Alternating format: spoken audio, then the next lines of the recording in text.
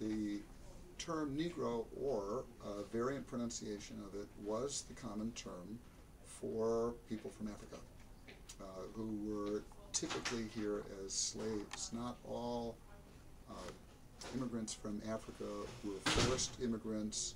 That there was some low level of non-slave Africans who became Americans, and there was a somewhat higher level of slaves who were freed and were able to live in other places. But really, it's right from the beginning. That's been the word, just different pronunciations of it. Okay. And my last question is, how has the term evolved over the decades that it has been used in the English language? Well, this is a really interesting thing, that in the project that I run here at the University of Georgia, the Linguistic Atlas Project, we have survey research from thousands of people across the country. And what I can tell you, based on this article called A Study in Ethnolinguistics by Raven McDavid, who was my old dissertation director, the previous director of the Linguistic Atlas Project. This is a study of the word Negro and its pronunciation variants, and it was written in 1960. But basically what this says, and what our survey research says from the Linguistic Atlas, is that the term Negro, with that pronunciation, is something that was common in the northern United States. At the time our survey research was done, 1930s, 40s, 50s. In 2010, more and more Americans now identify themselves as being multiracial and or biracial. According to the U.S. Census Bureau's 2010 website, race, as since the year 1790, is key to implementing many federal laws and is needed to monitor compliance with the Voting Rights Act and Civil Rights Act. State governments use the data to determine state and local voting districts. Race data are also used to assess fairness in employment practices, to monitor racial disparities in characteristics such as health and education, and to plan and obtain funds for public service.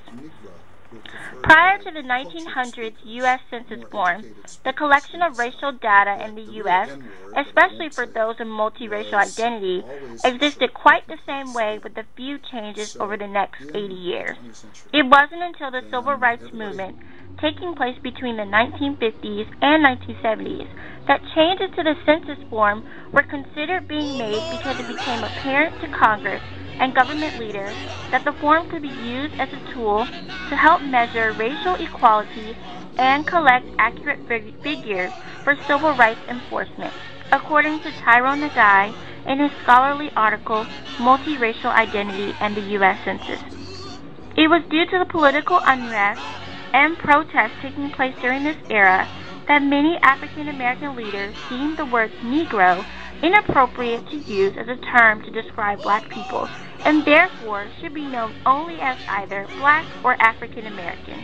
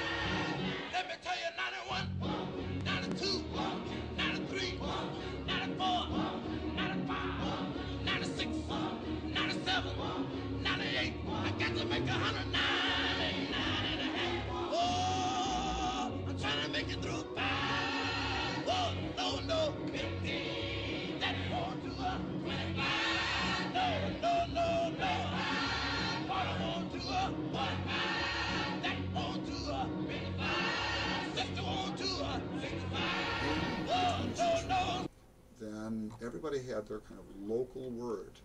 But in 1960, when Raven McDavid wrote the article I was just showing you, then it was already true that the word Negro was preferred by African American speakers and was also preferred in the North, but it was resented in the South, where it was really foreign. Nobody said it in the South, and it was a sign of cultural change. in the South for everybody, whether they were working class or more cultivated. And so the use of the word Negro, starting in the 1960s especially, but 1960s and 70s, was a polite term to some, but a term in the South for some people that was fighting words. And the N-word was a perfectly common, normal term for older people, but especially older working class people, and so some of those people just didn't understand what was wrong with the N-word. But the N-word, which is really the same thing, the same word, just a different pronunciation, was offensive to African Americans and also to other people where it was not native in the North.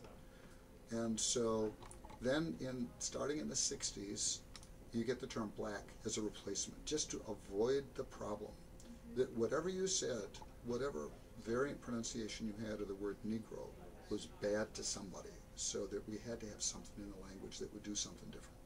And the word black was accepted as a term of pride by African Americans, and also was adopted gradually by white speakers. And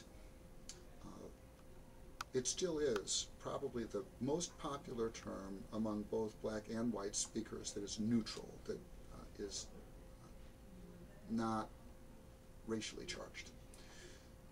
The term African American became popular in the 1980s, somewhat later. It was a little bit more formal then. Jesse Jackson had a role in making that more popular, and you still hear it today, but it's a little bit more formal.